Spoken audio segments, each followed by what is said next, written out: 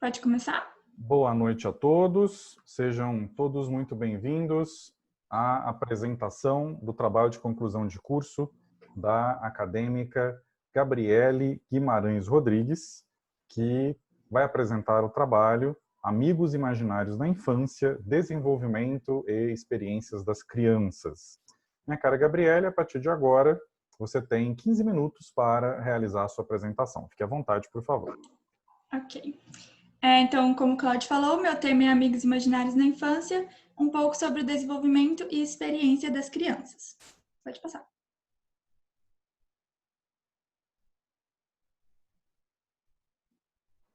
Pequeno travamento, né?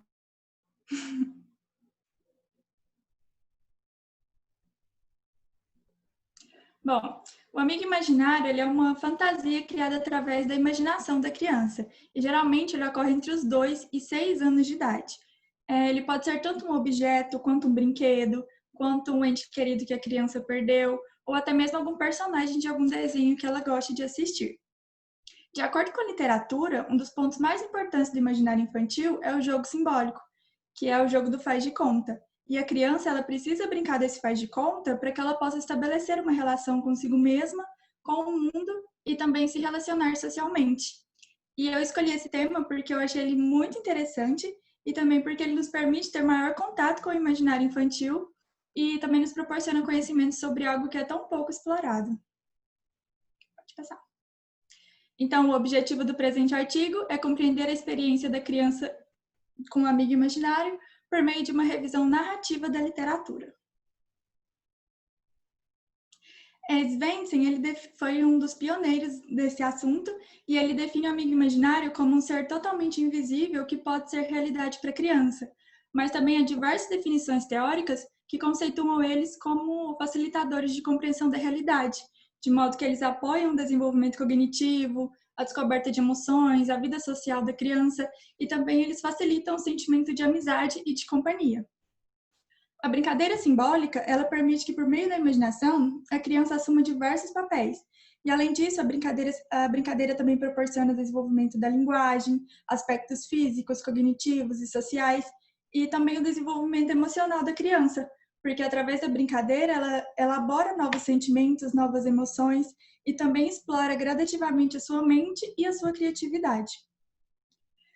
Teve um estudo de Veludo e Souza que ele buscou compreender a relação entre esse fenômeno e o desenvolvimento da linguagem das crianças. E elas separaram 2 grupos. Crianças que possuíam amigos imaginários e outro que não. E elas aplicaram um teste chamado Piabori, que era um teste de vocabulário por imagem. E os resultados que elas obtiveram foi que as crianças que possuíam amigos imaginários tiveram um vocabulário e um desenvolvimento melhor do que aquelas crianças que não possuíam. Ou seja, o vocabulário das crianças que tinham amigos imaginários era mais avançado, mais sofisticado do que as que não possuíam. Pode passar.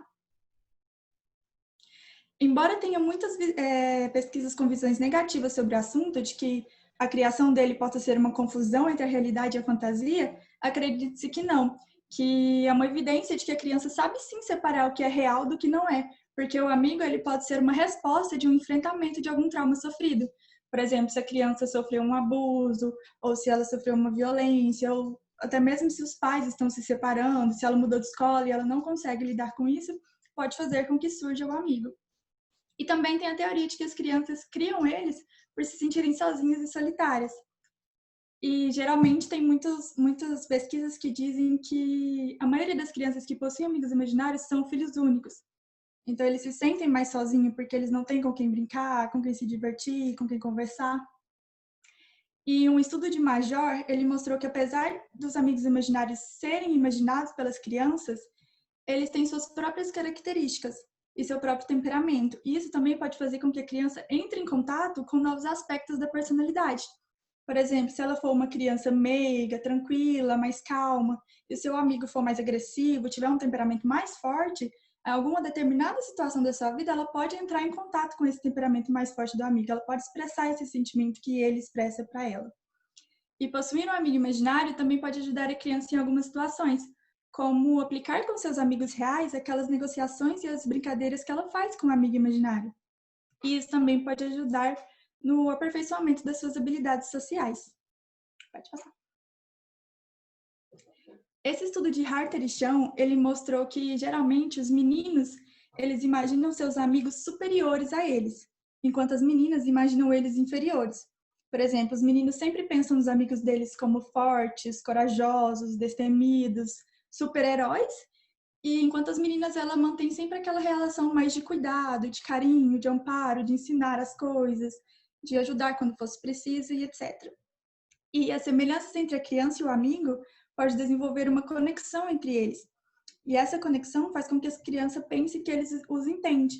Então, ela se sente mais segura, ela sente que o amigo é mais compreensível, ela sente que ela pode confiar nele, porque ele está ali para brincar com ela, para se divertir com ela, para conversar. E também, muitas vezes, ele gera alívio para ela, principalmente se ele surgiu por conta de algum trauma muito grande que ela sofreu.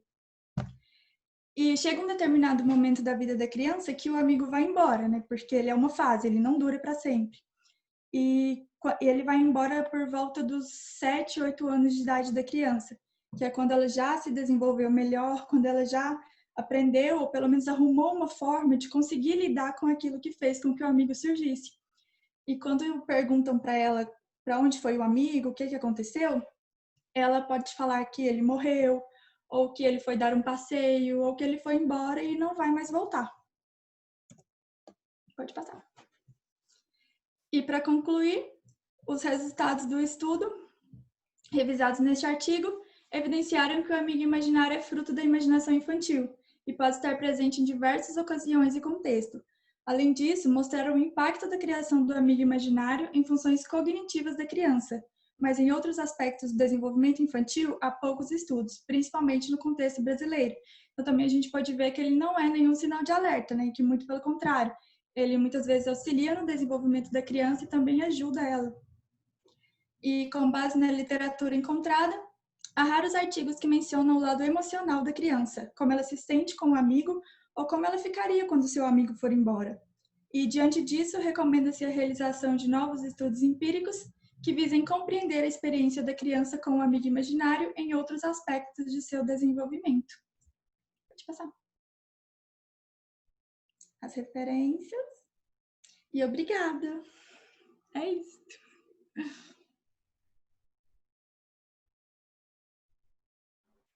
Excelente, minha cara Gabriele. Muito obrigado pela sua concisão e objetividade. Parabéns pela apresentação. Eu gostaria agora de passar a palavra para as convidadas da banca de avaliação da senhorita Gabriele, as professoras doutoras Sueli Cacheta e Lívia Leão. Eu gostaria de começar com os comentários da professora doutora Sueli Cacheta. Professora, mais uma vez, boa noite. E eu reitero o grande prazer de estar com você em bancas que discutem esses temas mais do nosso agrado, aqueles temas mais psicodinâmicos, não é? Sempre um momento de muito prazer. Por favor, professora, fique à vontade. Obrigada, Cláudio. Obrigada, Gabriele, pelo convite.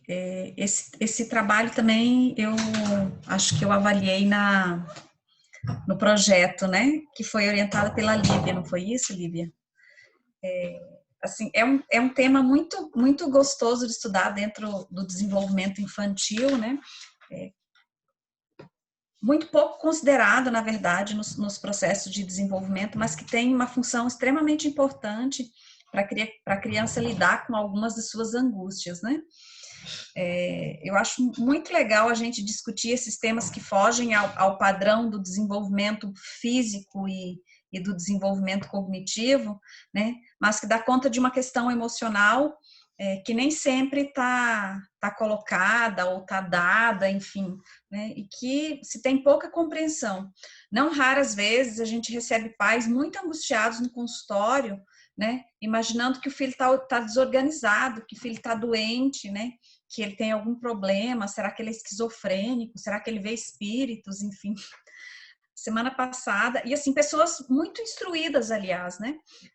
Há umas 2 semanas atrás eu recebi atendo muito casais, um casal muito angustiado que uma menina de 7 anos criou um amiguinho imaginário desde os 5, né? E ela mantém um relacionamento quase que diário com esse amigo imaginário e assim, os dois da área da saúde, muito preocupados que a menina tivesse algum quadro mesmo que indicasse uma desorganização psíquica, né? E aí, lógico, a menina tinha uma demanda para processo de psicoterapia e tal, mas por outras questões, não pelo amiguinho imaginário, né?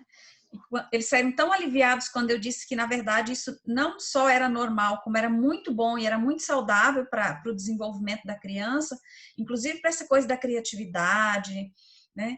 Da possibilidade de diálogo, do desenvolvimento da linguagem. Então, porque com o amigo imaginário ela fala e ela escuta, então ela cria uma estrutura psíquica que é muito saudável para os processos de relacionamento depois, né? Então, eu acho, na verdade, uma parte muito lúdica, muito bonita e, para dizer a verdade, até romântico, o amiguinho imaginário, né? Então, acho muito legal as crianças que apresentam essa característica. Óbvio que não são todas as crianças que vão apresentar isso, como você bem cita, né? Mas, de alguma forma, quase sempre o amiguinho imaginário, ele comparece como uma possibilidade da criança, né? Uma alternativa da criança de lidar com alguma angústia do próprio processo de desenvolvimento ou das relações que ela tem com o pai e, às vezes, da ausência de outras pessoas, né? O teu trabalho está muito bem escrito, muito conciso, né? Extremamente conciso. Assim, você disse que tinha que dizer em poucas páginas e pronto, ponto final, né?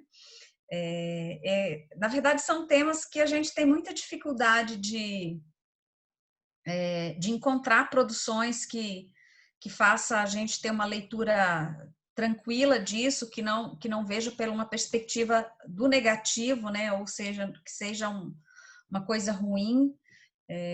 Então, de fato, é difícil você conseguir fazer uma revisão de literatura com artigos que indiquem a mesma, né?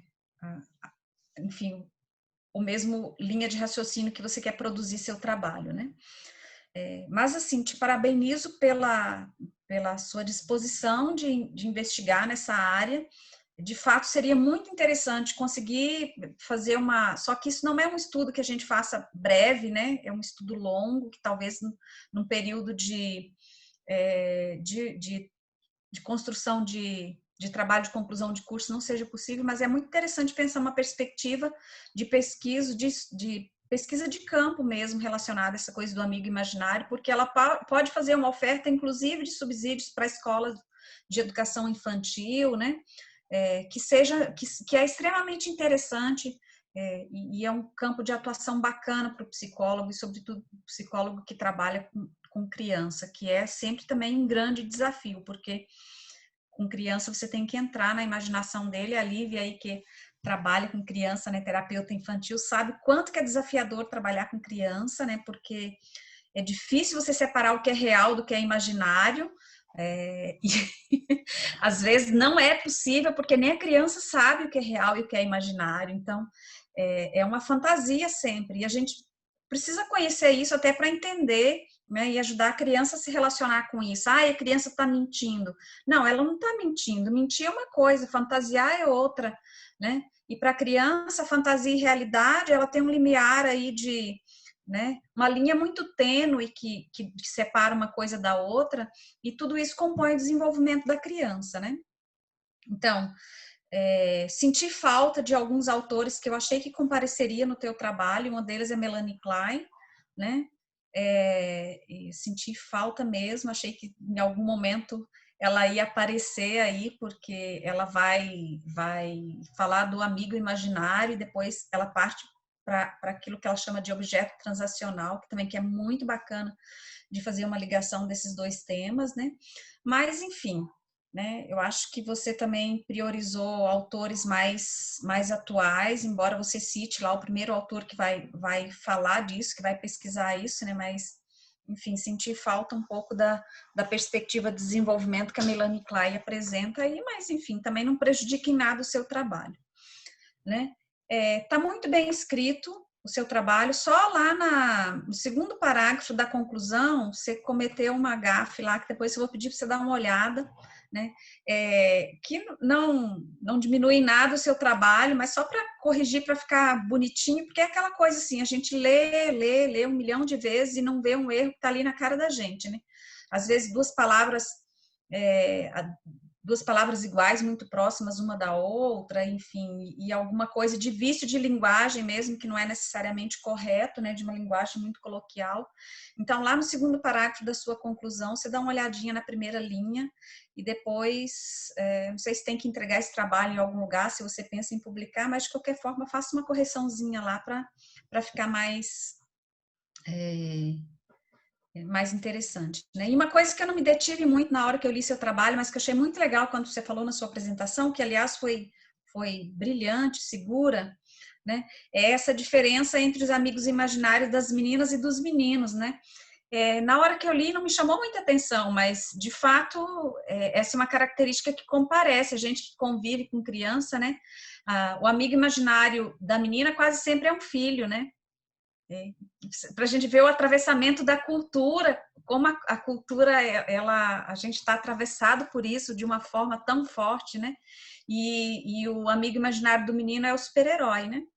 Então, do menino é o fortão e da menina é alguém que ela precisa cuidar. Então, também esses atravessamentos culturais aí na constituição da subjetividade da pessoa, que é muito bacana da gente observar, né?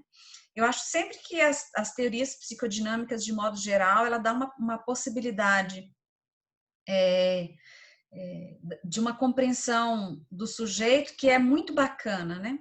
Que é muito bacana mesmo. E essa coisa da singularidade, ela comparece, mesmo você reconhecendo que a cultura tem seu efeito sobre a formação do sujeito, mas a questão da singularidade, ela é sempre possível, né? E aí eu acho que a psicanálise nos dá esse aporte para a gente compreender que cada sujeito é único mesmo, né? Desde a sua constituição na vida intrauterina até a hora que morre. Então, eu acho muito, muito bom e muito bonito poder pensar isso.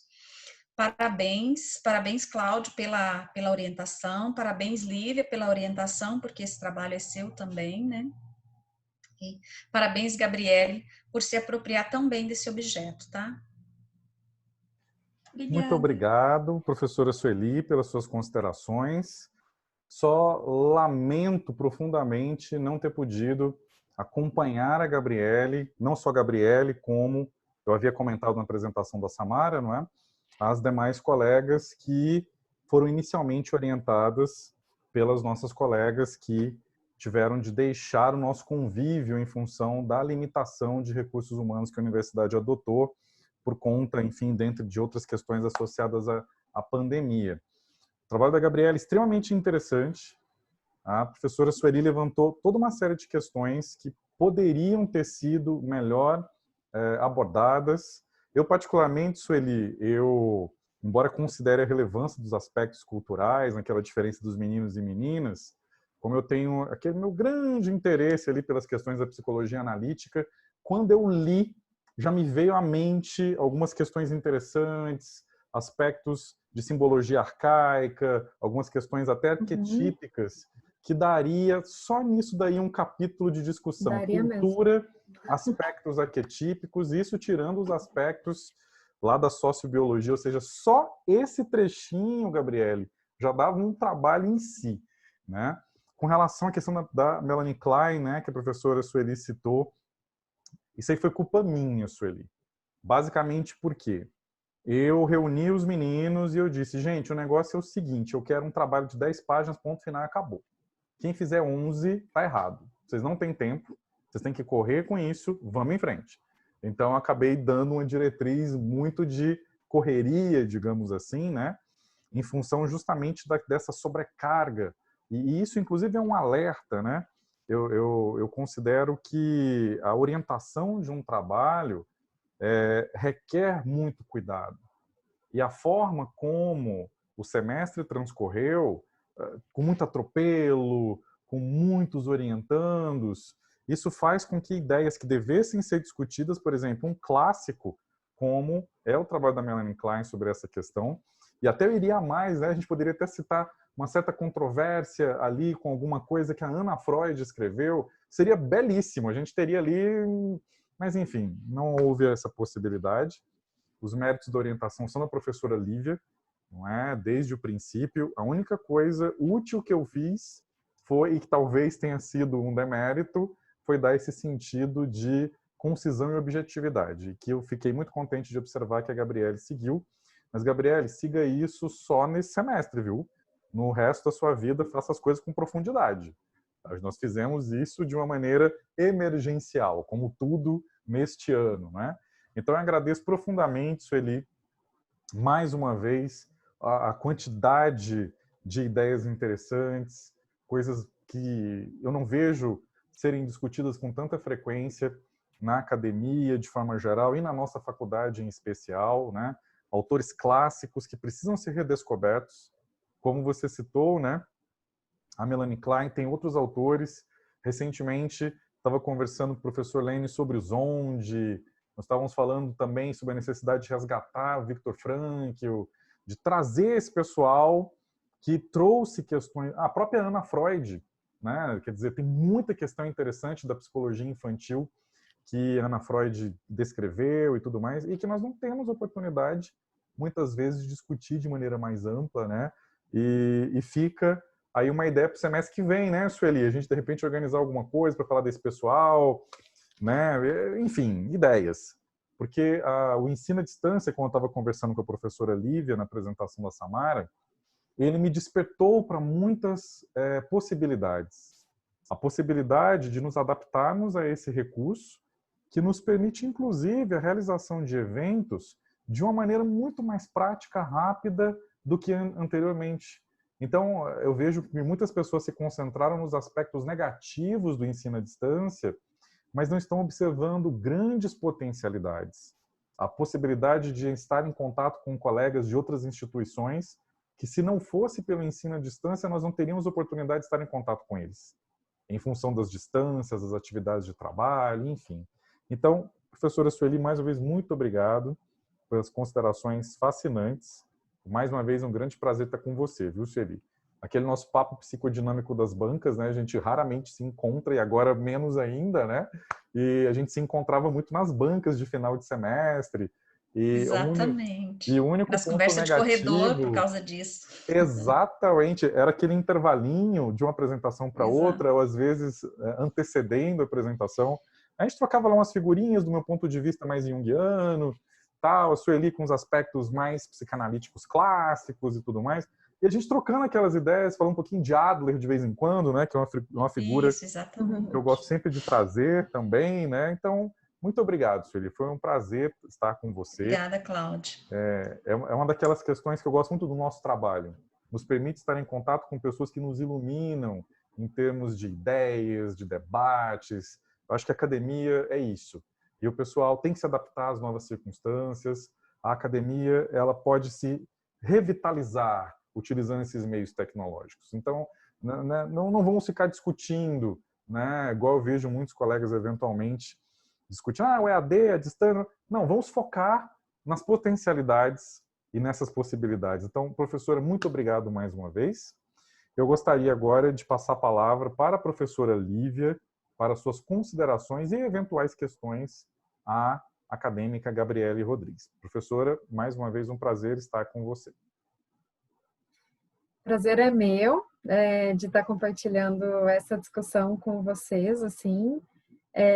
Que bom que a Sueli está aqui também, que é uma parceira, uma colega, né, até dentro do próprio trabalho, né, dentro das teorias psicodinâmicas, vamos dizer assim. E eu fiquei, quando eu estava lendo o teu trabalho, né, Gabriela, eu fiquei me lembrando da tua trajetória, assim, que não dá para a gente desconsiderar. E você sempre teve muito focada que você queria estudar isso, né? E eu acho que é sempre legal provocar os alunos, né? E eu sempre provocava, não, mas tem certeza, né? Então você tirou isso, né? Assim, uma coisa que a gente nunca tinha ouvido, né? Eu, pelo menos, nem dentro. Você trabalha com desenvolvimento infantil, sei lá, nunca tinha pensado nisso. E você sempre foi muito decidida, né? Não, eu quero fazer isso porque eu vejo crianças assim e eu fico impressionada, né? Eu quero entender o que acontece ali. E também, né, era um trabalho que também tinha o potencial de ser um trabalho empírico.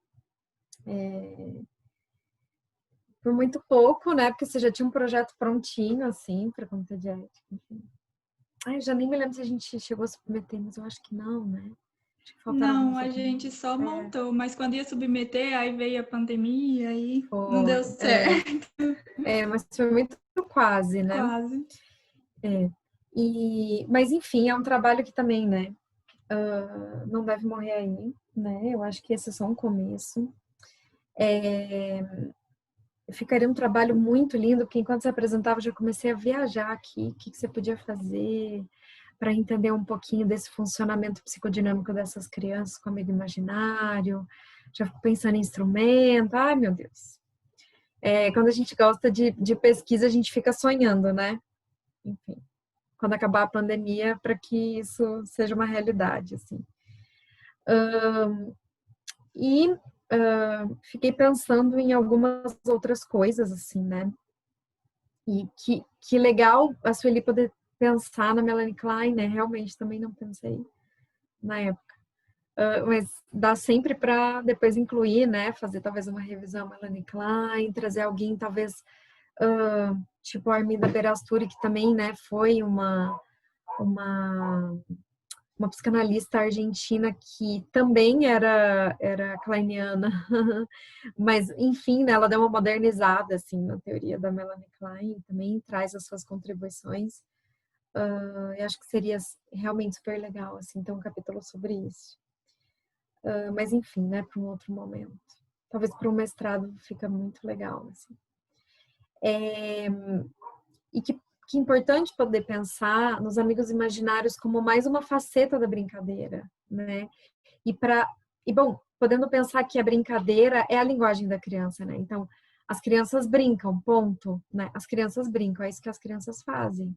E elas comunicam tudo pela brincadeira, né? Elas comunicam o que está bem, o que não está bem, elas comunicam como é que elas estão se desenvolvendo, como é que elas estão desenvolvendo o mundo interno, como é que elas estão desenvolvendo noção da realidade exterior, né? Tudo isso, relação com os pais, relação com os pares, tudo, né? Tudo pela via da brincadeira. E fiquei pensando dessa questão dos amigos imaginários, né? Do impacto desses amigos imaginários sobre essas crianças. Assim. E como seria legal, né? Assim, até podendo pensar nos estudos mais empíricos, porque eu acho que e aí, quando você estava fazendo tua revisão, né, que só tinha o estudo, acho que ela era da Unicamp, não era? Agora não me lembro. É a Veludo? Acho que era essa autora Veludo, que acho que o mestrado dela foi, né? Eu até mandei e-mail para ela pra gente Ou da ver PUC lá. Campinas, alguma coisa assim. Era uma coisa E é assim. isso, né? São esses artigos que temos e pronto, assim, não temos mais no Brasil, né? E aí e eu acho que é isso, né? Eu acho que tem temas, o tema da Samara também, que são temas que a gente precisa também criar conteúdo empírico, né? Que a gente faz essas buscas por literatura, a gente faz revisão, mas também é importante poder desenvolver conteúdo empírico atualizado, né? E é isso, né? Temos crianças aí, trazendo de novo para a pandemia, que não dá para não pensar na pandemia. Temos crianças em isolamento junto com seus pais, temos crianças que estão privadas também do contato com outras crianças, né? E como será que isso fica, né? Qual seria o impacto, por exemplo, de crianças que têm amigos imaginários e crianças que não têm, né? Será que isso é um fator de saúde emocional, né? De saúde e desenvolvimento emocional? Será que não? Tudo parece indicar que sim, né? Pelos estudos que você trouxe, assim. Desse desenvolvimento talvez melhor da fala, né? Eu tinha notado mais alguma coisa. Da própria regulação emocional das crianças, né? Que esses amigos imaginários, eles vêm muito contribuir para também poder pensar como é que essas crianças estão lidando, né? Com as suas frustrações, com as suas conquistas, ou não, né? Com às vezes, alguma dificuldade de relação até com irmãos, né, com os pais, com a família, enfim. Então, poder entender também o quanto, não sei, de elemento projetivo tem nesse amigo imaginário, né? Como a Sueli tinha falado também das diferenças de gênero que tem a ver muito com a cultura, né? Então, não deixa de ser uma experiência de projetar num amigo imaginário também uma vivência que eu tenho, né, como menina, de cuidado, de que eu tô o tempo inteiro, sei lá, com uma boneca a tiracolo, ou que eu tô cuidando de um cachorrinho doente, né, alguma coisa assim nesse sentido mesmo, que parece que o feminino tem a ver com cuidado, né. E o masculino, né, eu não tinha pensado, achei excelente poder pensar que os meninos realmente, os amigos imaginários dos meninos são super-heróis, realmente, né, eles, enfim, são amigos imaginários incríveis, assim, cheios de superpoderes. Mas, enfim, né, de poder pensar o quanto esses amigos imaginários são depositários, né, de projeções das crianças, assim. E podendo pensar que mecanismo de defesa em criança é uma coisa ou melhor, todas as expressões infantis são muito sem filtro, né? Então a gente capta a coisa nua e crua, né? A criança, ela não tem tudo isso que a gente tem de adulto, né? Desenvolvido, de perder a espontaneidade, de se defender. Ser Né? dissimulado, você quer dizer, né, Lívia? A criança não tem tanta capacidade de dissimulação que nem o adulto. Não tem. A criança ainda não perdeu, né? Assim, esse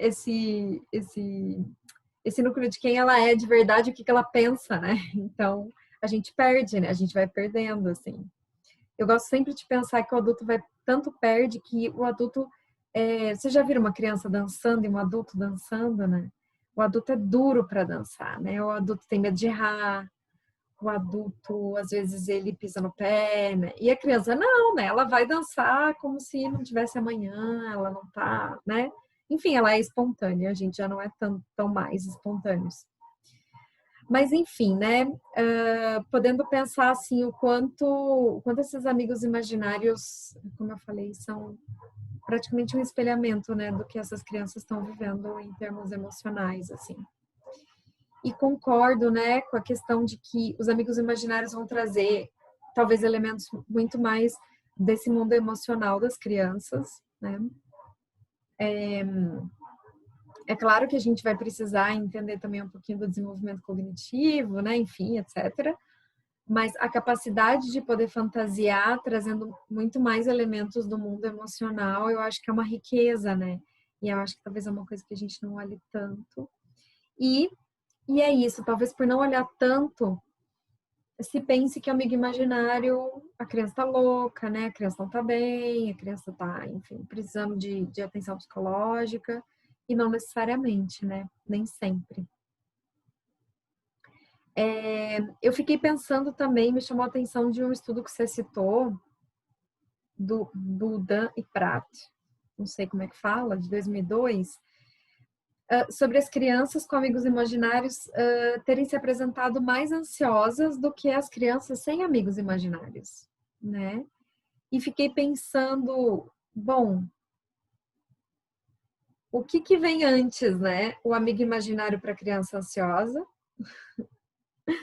Então, ou o contrário, né? Então, ou pensar que a criança ansiosa, ela pode ter tanto recurso que ela cria um amigo imaginário e ela melhora, né? Quer dizer, então, eu acho que é isso, né? Olha quanto falta estudo para poder entender essa dinâmica, né?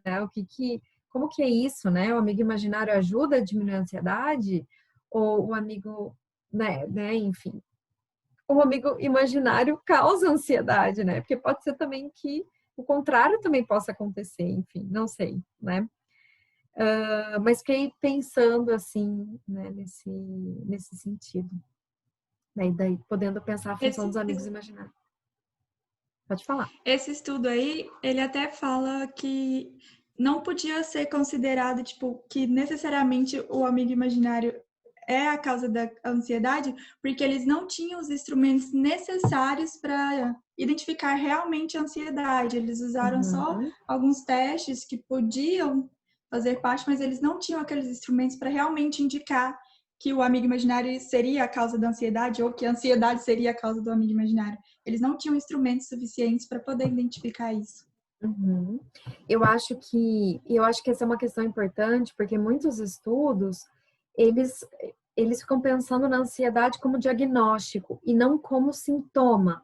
Então, não necessariamente que essas crianças tinham um transtorno de ansiedade, mas crianças mais ansiosas, que daí a gente fala que são as crianças não clínicas, né? Que não têm o transtorno.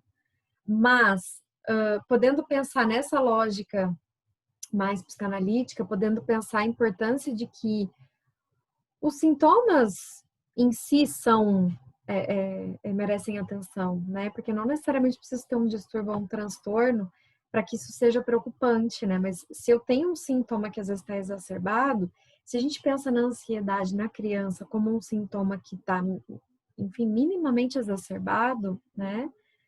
Isso já é importante de ser visto, né? E de receber atenção, enfim, clínica, né? Multiprofissional, etc. Até porque, e tenho recebido muita criança cada vez mais jovem, cada vez mais ansiosa. Isso me chamou a atenção também, lendo o teu trabalho, de poder pensar nos pacientes que eu tenho recebido, assim. Crianças tendo crise de pânico, quer dizer, é uma coisa muito assustadora, né? O que vai acontecer com essas crianças daqui a pouco, né? Enfim, na adolescência, quando forem adultas, né? O quanto a gente precisa prestar atenção nesses sintomas que a literatura, né, que o DSM, sei lá, vão dizer, não, isso é subclínico, né? Como se não fosse importante, mas isso é importante. Uma coisa que me chamou a atenção, Gabriela, o trabalho está super bem escrito, super organizadinho, né? Você foi uma menina que pegou os textos em inglês, jogou no Google, né? Enfim, eu acho que isso diz muito da tua vontade, do teu desejo de estudar esse tema, né? Quando a gente sentia falta de literatura em língua portuguesa, não, vamos pegar alguns textos que eu lembro que você citava, né? O Apod lá, o citado por... Eu falava, não, vamos tentar traduzir, porque esse texto parece que ele é interessante, né? E no fim era mesmo, né? Então, e também a tua vontade de poder estudar não só de uma forma exploratória, o amigo imaginário, mas poder estudar também o impacto sobre o desenvolvimento da criança, que eu me lembro que era um foco teu. E aí eu percebi que no título ficou, né? E aí eu quero te falar para você tirar do título, porque o objetivo ficou diferente, né? No título aparece a coisa do desenvolvimento também, né? Não só do impacto, né? Não só da experiência das crianças, né? Porque ficou amigos imaginários na infância, desenvolvimento e experiência das crianças. Daí você tira o desenvolvimento. Infelizmente não deu, mas vai dar em algum momento. E, bom, eu gostei muito do teu texto, assim, e gostei muito das suas conclusões, muito mesmo, achei que ficaram super bem escritas. Você aponta, né, as limitações, você aponta o que falta ver, né, nessas crianças, enfim, eu achei que ficou super boa a tua conclusão. E é isso, tocar ficha, quem sabe num próximo momento continuar esse estudo, poder conversar com essas crianças que você sempre quis, né? Sentar Eu ainda com quero elas. fazer em campo, pegar aquelas, até mesmo aquele que a gente já tinha o projeto, só melhorar mais ele para poder ir em campo, porque eu acho esse tema muito interessante. Eu gostei muito de ler ele, de poder pesquisar mais artigos dele, mesmo que a maioria foi só em inglês, que a gente penou muito para traduzir esses artigos, muito tempo levando para traduzir, porque realmente não existe muitos estudos no contexto brasileiro, é mais só internacional. E eu com certeza quero ir para frente com esse tema, porque eu quero aprender mais, quero saber mais sobre. Isso. E o quanto isso pode virar realmente, né? Eu fiquei pensando, sabe, eu tô muito com as coisas dos materiais que podem surgir dos trabalhos científicos, né? E daí fiquei pensando muito, sabe, o que seria muito legal de fazer? E aí, principalmente podendo pensar em tempos de pandemia, fazer uma cartilha, né, e poder, enfim, distribuir em escolas de educação infantil, distribuir para pais, assim, via WhatsApp, sabe? Fazer uma cartilha sobre amigos imaginários, né? Porque a gente vê os pais amedrontados, né? A gente vê os pais sem saber o que fazer com isso, assim. enfim, dentre muitas outras coisas, né? Inclusive fazer pesquisa com os pais também, né? Conversar com os pais. Eu vou fazer grupo focal com esses pais, né? Para que eles possam trocar entre si essas impressões, esses anseios, esses medos, enfim, sobre o que são esses amigos imaginários dos filhos, né? Enfim, nossa, tem muitas ideias, né, que seriam muito boas de seguir fazendo, assim. E é isso, parabéns para o teu orientador também, que segurou a onda, porque não é fácil, né? Não foi fácil esse semestre. E é isso aí, parabéns para todo mundo aí. Obrigada. Muito E eu quero obrigado. muito agradecer você. Tem Porque- literatura nessa área, muita coisa escrita em francês. Se alguém domina um pouco por aí, dá bem para ir. Ai, que pena que não. Tem muita produção boa nessa área em francês, dá para. Mas francês é mais fácil de você ter uma compreensão do texto. Se você, enfim, tem uma boa leitura da psicanálise, dá bem para compreender mais do que o inglês, quer dizer, pelo menos para mim, né? Eu acho o inglês mais difícil porque é mais fácil compreender no francês. Excelente, muito obrigado, professora Lívia, pelas considerações. Gabriele realizou um trabalho realmente dentro daquela perspectiva emergencial, né, que eu comentei desde o trabalho da Samara anteriormente. E ao longo do curso, a Gabriele sempre foi uma aluna bastante interessada, sempre muito dedicada, sempre mostrou muita disciplina para aprender, que é uma das características que eu estava conversando com a professora Lívia, né, que estão se tornando essa característica está se tornando cada vez mais indispensável, uma vez que esse regime especial de educação à distância, no meu entender, veio para permanecer de uma forma ou de outra, seja numa modalidade mais atenuada, mas enfim. Então, essa capacidade de buscar o conhecimento, ela é muito importante e a Gabriele sempre demonstrou isso ao longo do curso. E, lendo o trabalho dela, eu tive a oportunidade de ver justamente isso que a professora Lívia, que a orientou de fato, não é? Anteriormente, essa busca por literatura adicional. E a Gabriele, ela queria continuar o trabalho. Ela queria pesquisar mais, ela queria fazer mais coisas, mas assim como eu fiz com a Samara, eu também tive que fazer com a Gabriele e com outros alunos. Pessoal, não vai dar tempo, vamos focar no que vocês já têm, vamos focar na literatura que vocês já possuem e vamos fazer uma revisão narrativa. Nem revisão integrativa, pois a quantidade de atividades que o próprio regime, né, de regime especial de ensino à distância impõe, tornou para os alunos uma experiência de um semestre bastante tribulado, né? Eu tive a oportunidade hoje de ouvir um comentário na imprensa fazendo uma crítica aos professores, no caso a nós, não é? Professores universitários, que segundo esse veículo de comunicação de massa, nós, no regime de ensino à distância, nos comportamos como se estivéssemos de férias. Queria muito que esses jornalistas tivessem a oportunidade de acompanhar um dia na nossa rotina. E eles observariam que a nossa atividade de trabalho ela se tornou ainda mais intensa. O planejamento da aula à distância é mais complexo, as atividades que devem ser planejadas de forma complementar requerem mais tempo e a própria distinção entre ambiente de trabalho e ambiente de lar se tornou muito fluida e às vezes trouxe algumas complicações para nós professores ao longo desse período de adaptação. Então, em síntese, nós estamos trabalhando, na verdade, mais. Muito mais do que da forma presencial, mas muito mais. Então, por conta disso, eu comentei com a Gabriele, Gabriele, olha, vamos focar no que você já tem. E ela conseguiu organizar o trabalho, fez de uma maneira bastante apropriada. Não é? Então, parabéns, Gabriele, né, por você ter conseguido concluir o seu trabalho e manter o espírito da orientação da professora Lívia. Manter o direcionamento que ela havia dado a você inicialmente. Tá? Então, mais uma vez, eu parabenizo você pelo seu excelente trabalho. Eu gostaria de pedir agora às colegas professoras que, por favor, me enviassem através do modo privado do chat as suas considerações em termos de avaliação numérica, não é? a nota final que vocês atribuiriam a Gabriele para que possamos encerrar a nossa sessão, digamos assim.